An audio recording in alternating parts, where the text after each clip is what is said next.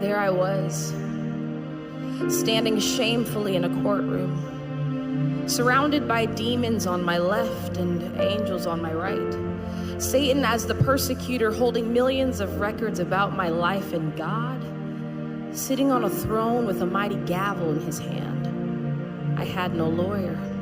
Placed on trial for things such as lying, stealing, and fornication. For this was the beginning of my tribulation, for there was no reason to plead an innocent statement, for all the evidence was sitting right there with Satan. The demons smiled as tears rolled down the judge's eyes, for they clearly knew that now was the hour of my demise.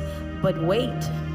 In came a light shining so bright that the demons smiling suddenly jumped with fright. And the man that walked in that night was none other than Jesus Christ. Darkness departed to give way, and glory was all the angels could say, as the man that walked in that night pulled out a lighter and immediately set Satan's records against me on fire.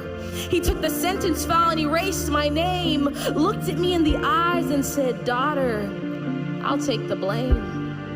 Handcuffs were placed on this man and he was thrown to the ground. The entire courtroom gasped at this horrendous sound, and the sudden seized the beat of his heart. The man that walked in glowing had now become dark.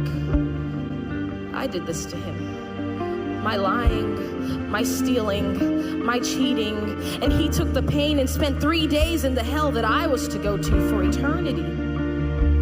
I left the courtroom that day, and there was nothing I could say. I was found innocent, for Christ handled the debt that I was to pay. This type of love is more than you could give to a girlfriend, boyfriend, husband, wife. This man died for me. I owe him my life. And even though my life is not at all worth it, how could you ever trade preferent for perfect? See, I gave my life to Christ and suddenly picked up a mop.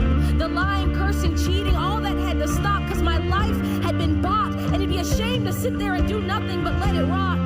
I'm not perfect, and the will to sin